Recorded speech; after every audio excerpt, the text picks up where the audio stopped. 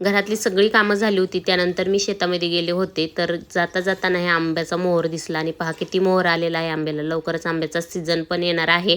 खूप सारे आळूची पानं पण होती, त्यावरती असे दव पण पडलेले होते. आज शेतामध्ये पाणी भरायचं होतं, त्यामुळेच मोटर चालू केली होती. आणि पहा पाटामध्ये किती स्वच्छ आणि खळखळ पाणी वाहत आहे. तर मक्केला पाणी भरायचं चालू होतं. आई आणि पप्पा सकाळीच लवकर आले होते आणि मग मी नंतर घरातलं काम आवरून आले. आणि गावाला आलं की शेतात येणं होतं म्हणजे होतंच. आणि केळीचे फणी पाहिली तर त्याला पण केळी पिकायला लागलेल्या होत्या, तर त्यातून थोड्याशा केळी पण काढून घेतल्या. त्यानंतर ना ही हरभऱ्याची भाजी होती आमच्या शेतामध्येच, ती पण ना आईंनी खुडून ठेवली होती मला पुण्याला नेण्यासाठी. हे जे झाड आहे ना हे मोहरीचं आहे, त्याला खूप शेंगा लागलेल्या आहे आणि लवकरच त्यातून मोहरी तयार होईल.